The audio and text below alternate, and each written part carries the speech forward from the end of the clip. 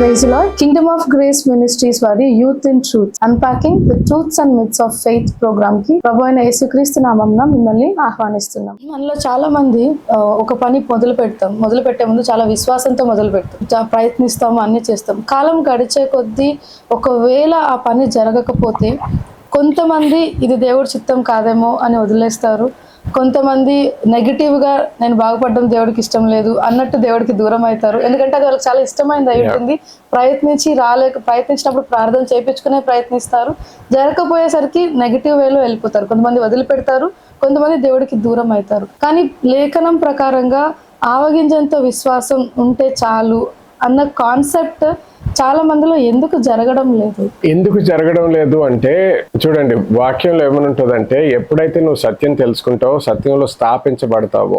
Okay, marks వార్త 4వ అధ్యాయంలో కూడా విత్తువాడు విత్తనం విత్తుతాడు అనే పారబుల్ చూస్తాం, మనం ఉపమానం చూస్తాం. అక్కడ చూసినప్పుడు ఏమనుంటుంది, విత్తనం విత్తినంత మాత్రాన నీ జీవితం మార్చబడిపోద్దని కాదు. విత్తనం విత్తిబడిన తర్వాత ఏ విధంగా నువ్వు అంగీకరిస్తున్నావు, ఏ విధంగా స్వీకరిస్తున్నావు విత్తనము స్వీకరించిన తర్వాత కూడా విత్తనాన్ని కాపాడుకుంటున్నావా లేదా? ఆ విత్తనాన్ని కాపాడుకోవట్లేదు అనుకో, సాతాను వచ్చి దొంగలిస్తాడు.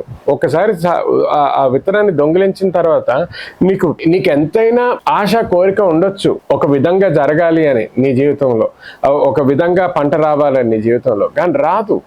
ఎందుకంటే ఎప్పుడైతే నువ్వు విత్తనముతో జాగ్రత్త పడాలో నువ్వు జాగ్రత్త పడలేదు. సో జాగ్రత్త పడకపోయినప్పుడు చాలాసార్లు దేవుని గురించి కూడా మనము చాలా మంది మ్యాజిక్ లాగా ఆలోచిస్తారు. అంటే ఇప్పుడు నేను ప్రార్థన చేస్తానంటే ఇప్పుడు అయిపోవాలి. అద్భుత కార్యములు తప్పకుండా చేసేటటువంటి దేవుడు. కానీ క్రైస్తవులు ఒక అద్భుతం నుంచి ఇంకొక అద్భుతానికి జీవించమనలేదు, విశ్వాసముతో జీవించాలి అన్నాడు దేవుడు. సో విశ్వాసంతో జీవించడం ఏంటి? సత్యము తెలుసుకొని దేవుడు ఏ విధంగా, ఇప్పుడు దేవుని రాజ్యం కూడా ఏ విధంగా we must understand how the kingdom of God works or functions, ఏ విధానంగా జీవించాలి దేవుని రాజ్యంలో. సో ఇక్కడ ఒక ఎగ్జాంపుల్ ఏంటంటే ఆయన అంటాడు, విత్తనము విత్తే సమయంలో, నా వాక్యం వచ్చే సమయంలో సరి అయిన విధానంలో స్వీకరించాలి.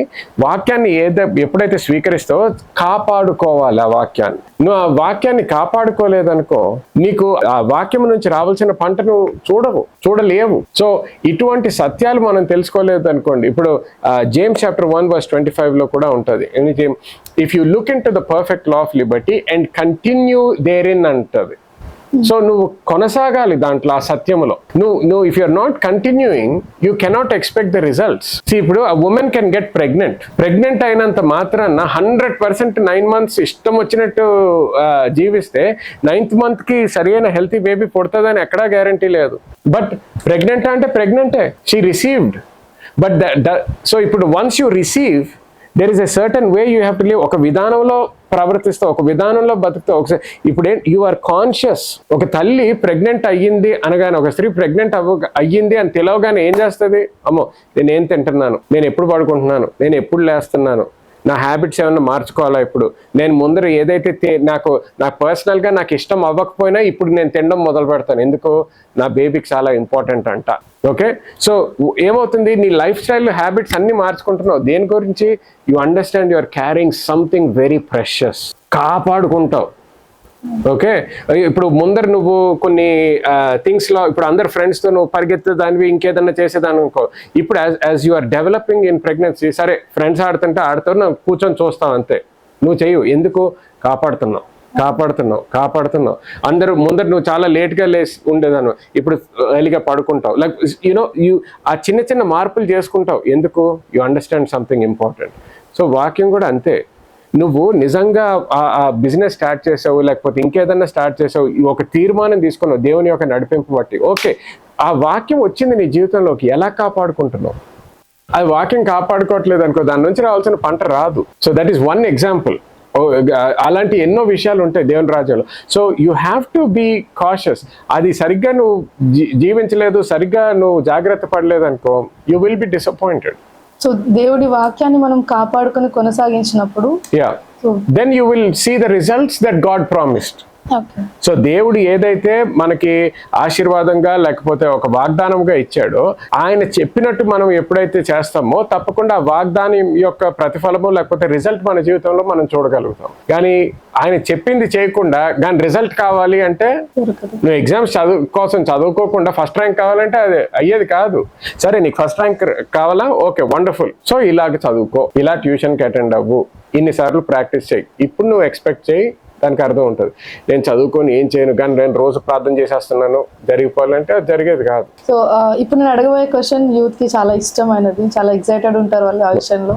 సో మినిస్టరింగ్ గాడ్, ఓకే, దేవుడి సేవ అన్న విషయానికి వచ్చేసరికి చాలా ఎక్సైటెడ్ ఉంటారు, ఏదో ఒకటి చేసేయాలి, ఏదో ఒకటి చేయాలి అని. అంటే తప్పని నేను అనడం లేదు, దేవుడికి ఒక మంచి నీళ్ళు ఇచ్చినా అది దేవుడు గుర్తు పెట్టుకుంటాడు, దాని ప్రతిఫలం ఇస్తాడు అని లేఖనాలు చెప్తున్నాయి. కానీ దేవుని కోసం పనిచేయడం, దేవుని సంఘంలో పనిచేయడం మధ్య ఒక థిన్ లైన్ ఉంటుంది.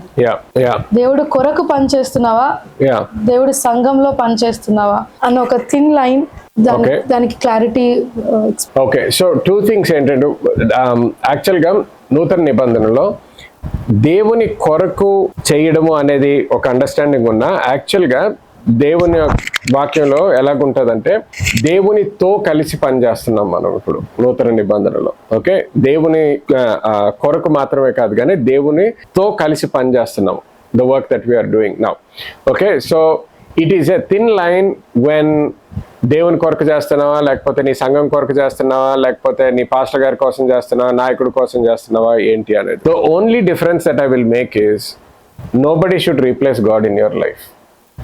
ఓకే, నీ సంఘం దేవుడు కాదు, ఓకే, నీ పరిచర్య దేవుడు కాదు, పరిచారకుడు దేవుడు కాదు. ఓకే, ఈ సింపుల్ డిస్టింక్షన్ అర్థం చేసుకుంటే it's you understand that. Okay, if you miss church more than you miss God, something is problematic. అక్కడ దైవజనుడు అంటే చాలా గౌరవం ఉండొచ్చు, చాలా ప్రేమ ఉండొచ్చు, చాలా రెస్పెక్ట్, ఆనర్ ఇవన్నీ ఉండొచ్చు. You can love the man of God, respect the man of God, honor the man of God or pastor and all of these things, but they should never replace God in your life. They are not God, end of the day. Okay, church, wonderful place, friends అందరు కలిసి, families అందరు కలిసి అద్భుతాలు జరగడం, జీవితాలు మార్చబడడం, దేవుణ్ణి ఆరాధించడం, చిన్న పిల్లల నుంచి పెద్దవాళ్ళ వరకు అందరూ, all of that is wonderful, but that cannot replace God. Doing the work of the ministry is wonderful. It's an honour, privilege. మనకి అది దేవుడికి ఏదో మేలు చేస్తున్నట్టు కాదు, దేవుడు మనకి ఆ అవకాశం ఇచ్చాడు. We are privileged to serve in the kingdom of God. ఆయన పని ఆయనకన్నా ముఖ్యం అయిపోకూడదు. ప్రతి ఒక్కరు ఒకసారి పరీక్షించుకోవాలి, దైవజనుడు ఎక్కువైపోయాడా, దేవుడు ఎక్కువ, సంఘం ఎక్కువైపోయిందా, దేవుడు ఎక్కువ, పరిచర్య ఎక్కువైపోయిందా, దేవుడు ఎక్కువ. Once you have the answer, దానికి జవాబు వచ్చిన తర్వాత you know what you should do. So you need to make the necessary changes there. So whenever you work in church, you should check నువ్వు దేవుడి కోసం చేస్తున్నావా, దేవుడికి ఎక్కువ ప్రాధాన్యత ఇస్తున్నావా, లేదా ఆ పనికి ఎక్కువ ప్రాధాన్యత ఇస్తున్నావా.